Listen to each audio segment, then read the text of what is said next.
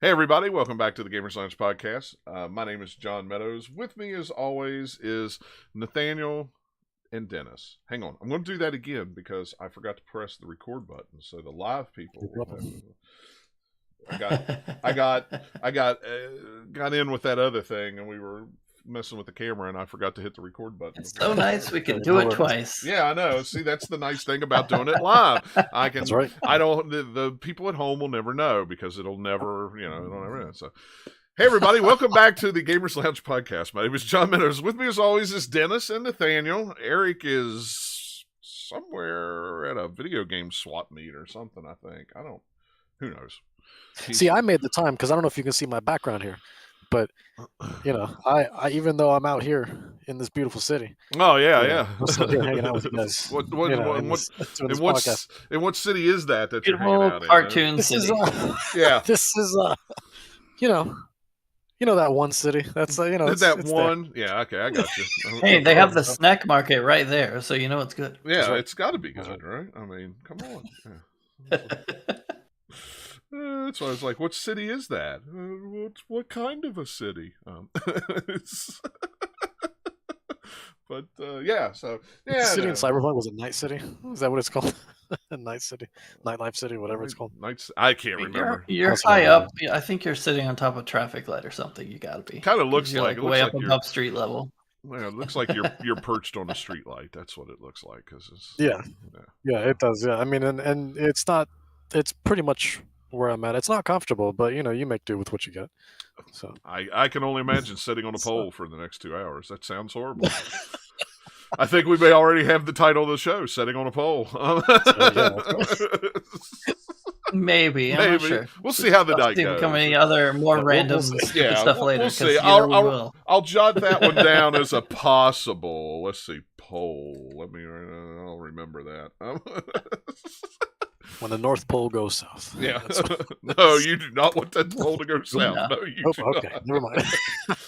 Boy, that took a planets turn over here. Yep. Whew, that took a turn. Yeah, from quick. north to south. That was a big turn. That was a big turn. It's a whole turn the wrong way. That's not the way they were supposed to rotate. No. That's why it's a pole. Yeah. Whew, all right. Well, anyway, let's talk about games. That's what we're going to talk about. We're going to talk about things we've been playing like we always do. Nathaniel, if you want to start, because the only game I have played is Elden Ring, and I know you've played it a whole lot more than I have. Well, we'll do that one second. Okay. If we're going to start there, I'll just Horizon first, because last time I played kind of like the intro mission and a little bit and just kind of got to the open world part, if I remember right. I did laundry last night, and I still have not seen the opening credit scroll, so... Okay, so the opening credits, you boot up the game, you go into like the tutorial kind of mission zone. That's kind of like a linear thing that takes you through with I forget the guy's name, but anyway, you have someone with you that lets you explain some things like, hey, here's how you do this, and it's kind of a weird way to do a tutorial that's not just directly tutorial at the player, but it's kind of fun. So you go through all that, and it's kind of like a little mini level. If you take your time going around all of it, you could spend an hour or two in there if you really, really wanted to. And I think that's and then you go, and then you go kind of like through via cutscene. You end up back at the desert city from the first game and talk to some NPCs and stuff there. And when you leave there, that's when you get kind of like a credit sequence, and then the title comes up. Oh, okay. See, I was getting ready to leave there last night, and it's time. Laundry's done. It's time to go to bed. So. So I am almost there, though. I'm really, really close to the credits. Oh yeah, that's pretty much where I was last time we did a show. Was about there, plus a little bit after the actual like credit sequence. So like maybe 3 hours into the game or something. I played it for about maybe a little over 20 hours total, I think, before I dropped it for something different when it came out. But so you drop into kind of like the first open world area is like a smaller area in quotes, even though technically it's smaller. It's still a pretty big area, But like some other open worlds do, it's like, here, we'll put you in here to get you used to a lot of like kind of how it works and all the different like things that you can find, and then we'll release you into even bigger section. But the small section is still very big. You go down there, and the whole point is the gate to go out into the land where like the other like hostile tribe is. There's supposed to be some sort of like they call it an embassy, I believe, where like you're meeting with some of those tribes to like broker a peace and then maybe get Aloy permission to go out into the rest of the map. Right. But in order to do that, you have to do some things in this zone first and like do like other things so that the stupid hoity-toity priest guy will actually go to the place, because he's all like, it's not safe, and yeah. He just pulls open a scroll and reads from it half the time, and he's a character that's totally designed for you to not like. Because even Aloy in game is like shushing him and stuff. Right. So you know you're not supposed to like that guy. But yeah, it's very much like taking Horizon Zero Dawn and going, okay, here's all the things that worked from this game, and then let's improve it. Yeah. Here's like stuff that was really cool, but let's like do little tweaks to keep it and just to make it a little bit better. And here's stuff that we weren't quite as strong on, so let's do a lot better here. Like the biggest thing, which I'm pretty sure I talked about last time too, is the character animation is so much better in this game. It's insane. Yeah, it really is. The difference in it. Because that was one of the ones where there's really good in the first one, I thought. It was decent in the first one for the main quest stuff, but then a lot of the side content was a lot of auto-generated lip sync stuff. Yeah. And it also, by going back to it, all of it sucks. I'm being strong here because it doesn't actually suck, but just by comparison, it's like so much higher here. So like, there's a lot more performance capture stuff here, where like people moving around and doing stuff outside of like major cutscenes, like just a back and forth dialogue between you and somebody kind of like in a town somewhere, and you're talking to them and getting like a mission. So like they're saying, hey, go do this thing, and you have a few dialogue options to get more information, that kind of stuff. They're actually like, walking back and forth and doing stuff, whereas in the last game it's pretty much just, I will stand here and talk at you kind of stuff. And that's just partly because we're on the PS5, or even PS4 version probably does it. Can't say because I'm playing on PS5, but their engine, they've done their game, now it's the sequel, so we can make a bunch of improvements in a bunch of areas. Right. So it was very optimize things to make it all work better. It was very like Mass Effect, when you'd walk up to somebody and that's what it reminded me of when you talk to somebody. It was kind of very Mass Effect, the body would stand there and This one, it's not like that. Well, even Mass Effect, by the time they got to 3, did a little bit more, outside of that, but or even 2 did a lot of improvements there, but that's also part of just the era of those games where maybe you can only do so much. Yeah. So this is kind of pushing that forward a little bit.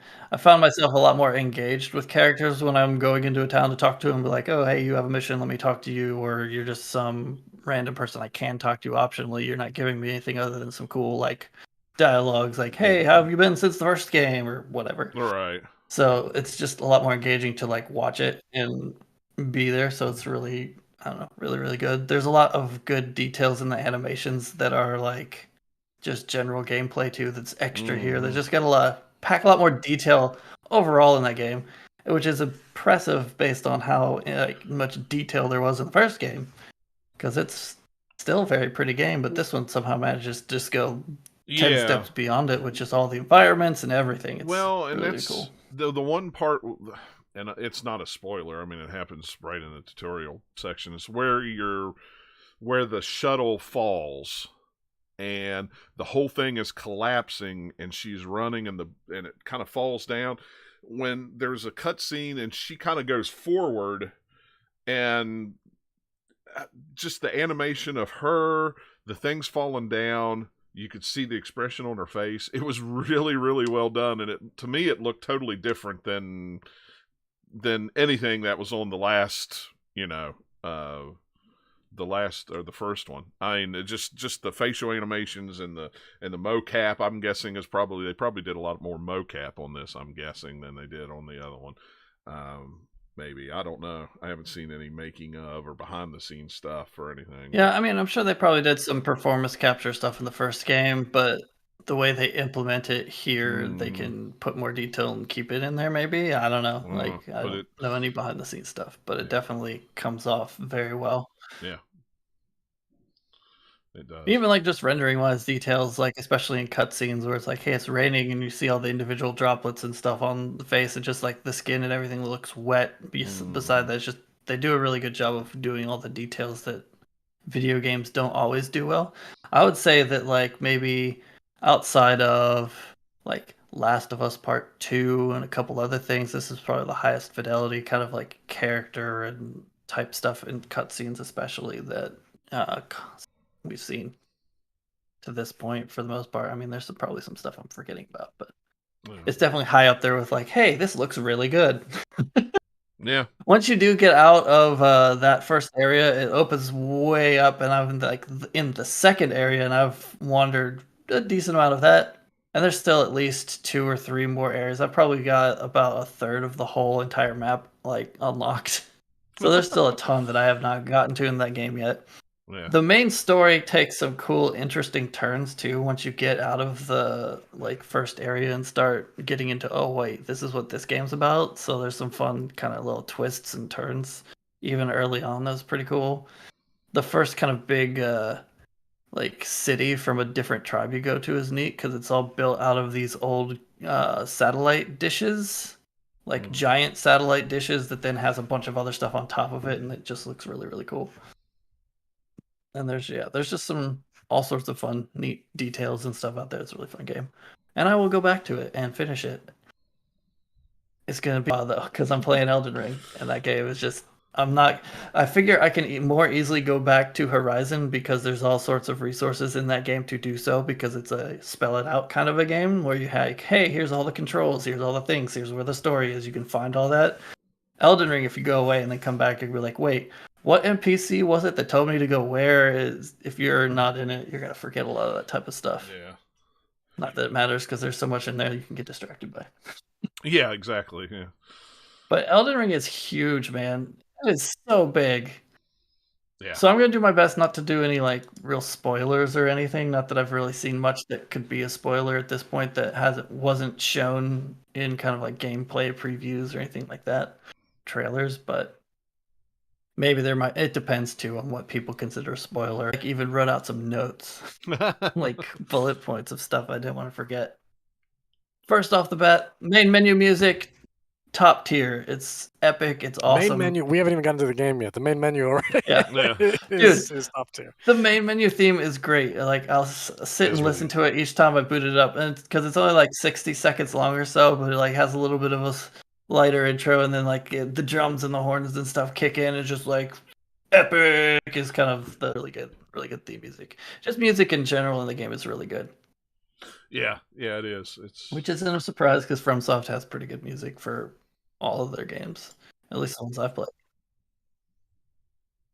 So like before quitting earlier when we were going to record the podcast tonight, so I've done about 33 hours of the game. So I've put in quite a chunk of time. Let's see.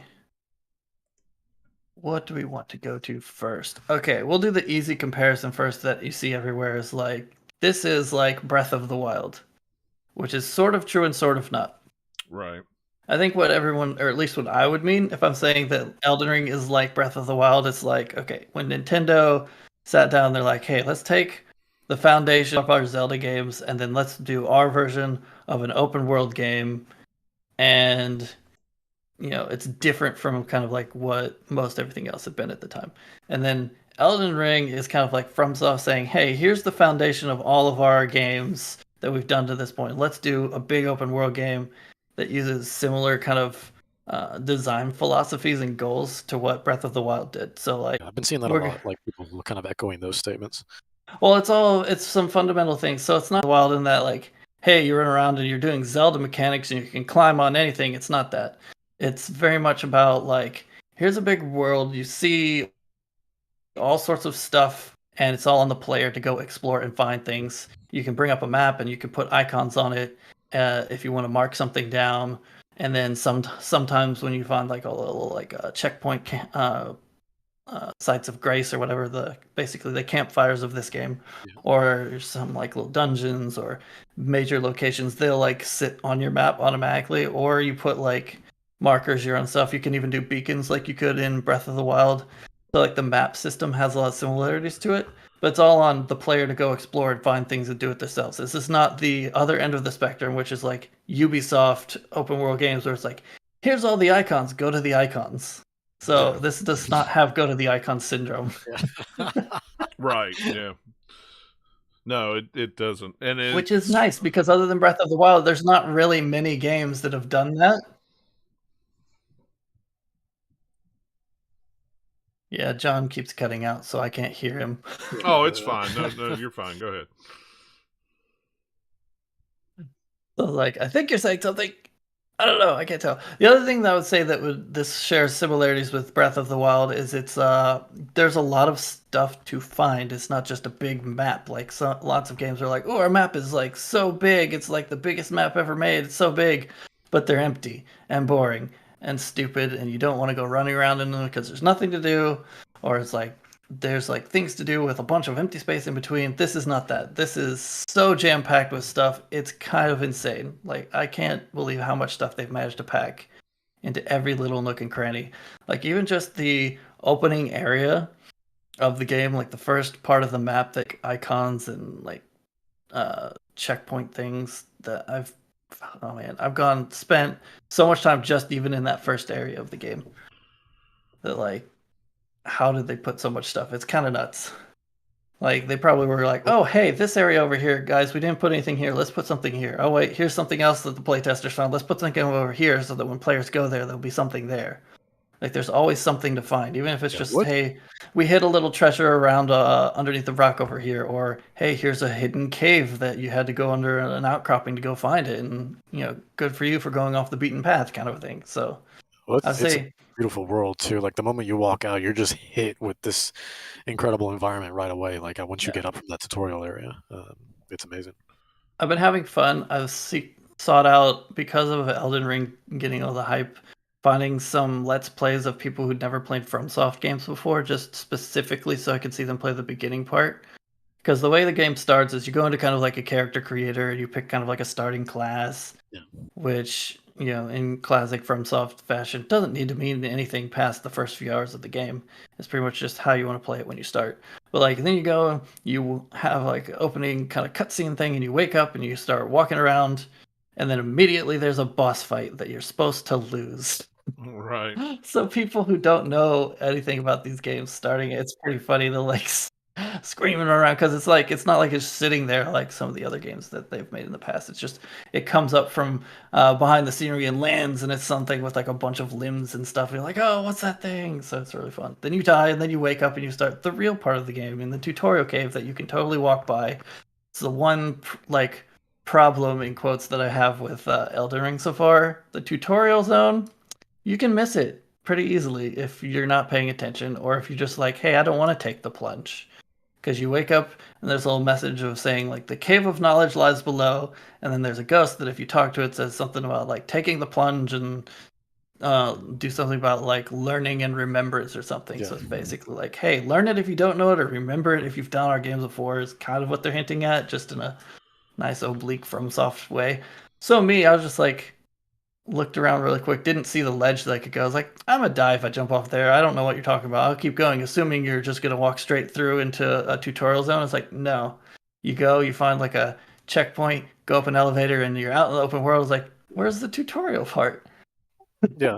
No, the tutorial. Then when I found out, I went back and it's like, oh, hey, I'll do this just because any like pop-up box that comes up in the game will go in your inventory so you can reference it later. So I wanted to make sure they were all in there.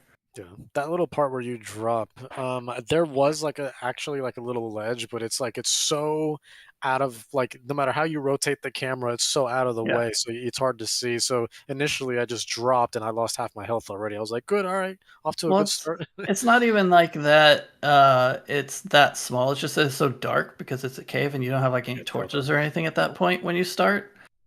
I mean, it's made so that if you jump to the bottom, you're not even losing half your health. It's maybe a third. And then there's a checkpoint right there. It's to kind of, I think, teach you, like, you can drop about this far before you get hurt. Yeah. And if you've played our games before, it's longer than you expect, which is nice to know. And then you go through like, here's how your camera, here's how you two-hand weapons and all this stuff. That was like, oh, hey, that's nice, because the thing I was trying to do by muscle memory was not working. Because in previous games, it's just like, hit the Y button or whatever, you'll two-hand it. Yeah. Nah, you have to hit Y and hit a button to pick which one you want to two-hand, which may even, I don't remember, it's been long enough since I've done Dark Souls 3, they might have done that system there. I don't remember. But yeah, it does have a very good moment once you get past the tutorial and you go out to the open road. It's like slow, push open the door, and they're like, look at all this beautiful, crazy landscape. Whoa. It does that very well. I would say, since I've played pretty much all of the FromSoft games, yeah, I've played everyone since Demon Souls. Now, at this point, since I finished Bloodborne earlier last year, the only one I hadn't done. It's very much like pulling from a lot of their games, mostly Dark Souls. But then there's still stuff like, hey, Sekiro had a jump button, let's put a jump button in this game. Or there's like little dungeon catacomb things you can find. It's like, hey, this is almost exactly like what they did with the Chalice dungeons in Bloodborne. Except instead of, going to a tombstone and beaming in, they're just, in a cave somewhere that you found. But when you find more than one of them, you're like, oh, hey, some of these are similar room pieces that they put together, and then they just do different layouts and, find similar enemies in them. And it's like, oh, this is kind of like what they did with the Chalice dungeons. A little mini boss thing. Yeah. But yeah, like most of it is Dark Souls. That they took kind of like the foundation of like, okay, here's how the combat and stuff works in Dark Souls, and then they added on to it some stuff like giving you the mount named Torrent, which is a cool name, and then like, okay, you have a mount, let's do mounted combat. It's kind of simple, but it works pretty well. You can do a stronger light attack on either side of the horse. That's not a horse, but it looks kind of like a horse with horns. I'm not sure if it's just supposed to be a fantasy animal or if it's a real animal it's supposed to be. Then they added kind of like spirit summons, where it's kind of the stuff they showed off before, where like you ring a bell and it summons these blue kind of spirits to help you out, and you can do that in certain areas. That's kind of new. They also have some extra stuff in weapon customization that you can do in this game that you couldn't before, and it's made so you can like really, really tailor your weapon and have the skill that you want and all this stuff. Whereas in previous games, it's pretty much locked to like, hey, you found this thing, it has this stuff on it, that's what you get. So you have options to kind of like tweak it now, which is really cool. Those called. You can, once you find those, you can put them on weapons or shields, things like that, to where it's like, oh, hey, here's the skill that you use. So like a regular shield might have just like a parry skill, but then you find other things you can put something else on it, like a storm stomp or whatever that you find pretty early on. So there's like all sorts of